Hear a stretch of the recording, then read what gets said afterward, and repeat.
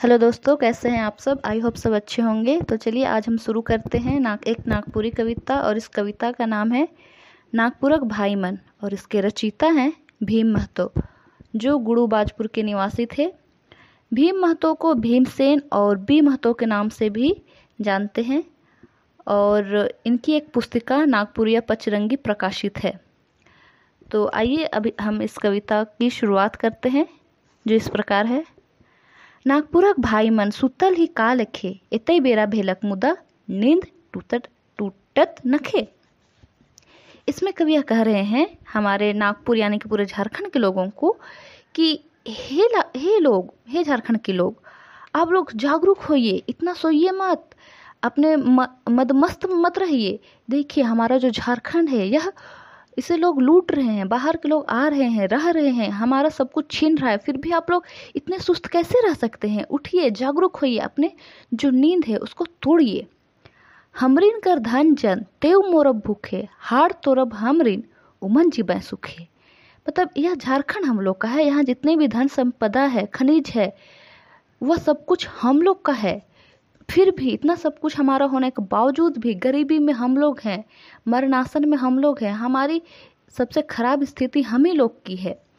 हम लोग इतना हाड़ तोड़कर इतना काम करते हैं, सब कुछ हम ही लोग करते हैं, उसके बावजूद भी सुख हमें नहीं मिलता, बल्कि वे लोग जो बाहरी लोग हैं, जो हम पर शोषण कर रहे हैं, हम लोग को छीन रहे हैं, लूट रहे हैं, वे लोग सुख से जी रहे हैं।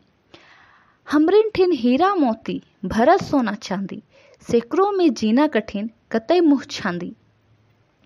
मतलब हमारे ये जो झारखंड है इसमें हमरिन ठिन मतलब हमारे पास हीरा है, मोती है, सोना है, चांदी है, यह हमारे जो धरती है यह इन सभी संपदाओं से भरी हुई है, सैकड़ों में, फिर भी जीना कठिन। इतना सब कुछ होने के बावजूद भी हमें तो अभी अमीर होना चाहिए ना, फिर भी यहाँ के लोगों का जीना बहुत कठिन है।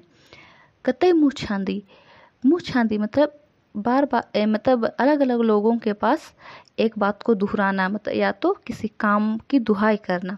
तो हम लोग अपने ही काम निकालने के लिए कई लोगों के पास जाते हैं, परंतु फिर भी हमारा काम नहीं होता, हमें काम नहीं मिलता। हमरिन के अन धन हमरिन के कारखाना, जहाँ देखूँ तहाँ भरल हीरा के खजाना। हमरिन के अन धन, हम ही लोग का अन धन है। यहाँ झारखंड में जो कुछ भी खनिज संपदा है सब कुछ हम ही लोग का है। हमरिन के कारखाना, यहाँ जो भी कारखाना है, भले एचएससी है, कुछ भी है, लेकिन यह सब कुछ कारखाना हम लोग का है, हम झारखंड वासियों का है। जहाँ देखो तहाँ भरल हीरा के खजाना। इस हमारी जो झारखंड की धरती में हर जगह हीरा का खजाना है, चाहे वह रामगढ़ हो, बोकारो हो, धनबाद, झरिया, लोहरदगा, यहाँ हर कुछ है। कदम कदम पर हीरा मोती है, खजाना है, धन है, संपदा है। मगर तनी जाए ताकू कचहरी चाहे थाना, दूरों के नहीं लांघे देवे चट करवे माना। इतना सब कुछ हम लोग का है, हम लोग इसको बचा के रखे हैं, लड़ झगड़ के बचा के रखे हैं, तब जाकर अभी है। और फिर भी अभी हम लोग इसी धरती का अगर एक भी कागज़ बनवाने के अगर कचहरी जाएं या कोई भी कंप्लेंट करने के लिए थाना जाएं, तो उन सभी जगहों पर बाहरी लोग बसे हुए हैं। बाहरी लोगों का इतना रुतबा है कि दूरों के नहीं लांघे देवाएं। दरवाज़ा जो चौखट होता ना, उसके अंदर कदम भी रखने देते हैं। उसे ही कह रहे हैं कि दूरों के नहीं लांघे देवे चट करवे मना, तुरंत मना कर देते हैं कि ऐ अंदर कहाँ आ रहे हो, चल चल बाहर जाओ। ऐसे ऊ मनक भार बोझा और कतई बोहब, धैर्य के बिस्नाथक रूप आब हमरे बोलब। मतलब ये जो बाहरी लोग हैं जो हम पर अत्याचार कर रहे हैं, हमें आगे बढ़ने से रोक रहे हैं, हमारा जो भी धन है, संपदा है, झारखंड का खनिज है, उसे वे लोग उसका उपयोग कर रहे हैं, जबकि उसका उपयोग के मेन हकदार हम लोग हैं। तो अब हम उनके जो बोझ है, जो पाप का बोझ है, उसे हम लोग अब ढोने वाले नहीं हैं।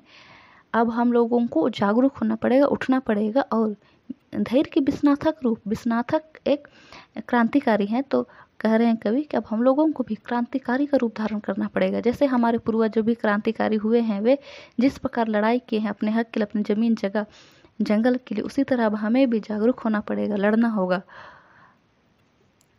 अब हमरे बोलब, अब हम लोग को बोलना होगा, आगे बढ़ना होगा और अपना ये जो हक है उसे लड़कर लेना ही होगा किसी भी हाल में। अब हम लोग छोड़ेंगे नहीं। नजर अब खुल गेलक, खड़ा होलक कान, चाइरो बटे जाइन गेलें होलक ऐलान। नजर अब खुल गेलक, मतलब अब हम लोगों का आँख खुल गया है, अब हमें सब कुछ दिखने लगा है। खड़ा होलक कान, मतलब कान भी खड़ा हो चुका है, हम लोग को सब कुछ सुनाई दे रहा है कि किस तरह वे हम लोगों के खनिज को ले जा रहे हैं, चोरी कर रहे हैं। यहाँ के सारे जो बड़े बड़े पोस्ट है उन पर वे अपना हक जमा रहे हैं। चारों बटे जान गेलाई होलक ऐलान। और सिर्फ कवि कह रहे हैं कि इसके बारे में सब लोगों को पता चल गया, सब लोग जान रहे हैं कि हमारे साथ क्या हो रहा है, और हर कोई अब जागरूक हो गया है। अब हम लड़ेंगे और इन्हें छोड़ेंगे नहीं, बल्कि ताइन के सीना अपन अब धरू हथियार, सामने है खड़ा मुदई भेजू गंगा पार। ताइन के सीना, अब हम डरेंगे नहीं, सीना तान कर खड़े होंगे इनके सामने, और धरू हथियार, और हथियार को पकड़ो। कवि कह हर एक कोई को कह रहे हैं कवि कि अब आप लोग हथियार पकड़िए, डरिए मत, सीना तान के खड़े होइए। सामने है खड़ा मुदई भेजू गंगा पार।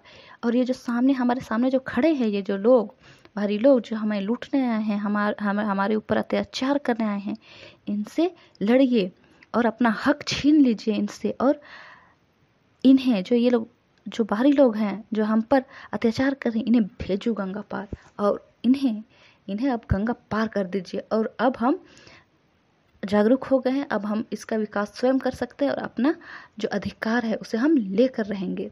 आई होप आप लोगों को यह कविता अच्छे से समझ में आ गई है, और अगर यह वीडियो आपको अच्छी लगी हो, समझ में आई हो, तो इसे लाइक कीजिए, शेयर कीजिए, और अगर आप चैनल में नए हैं तो चैनल को सब्सक्राइब कीजिए। Thank you.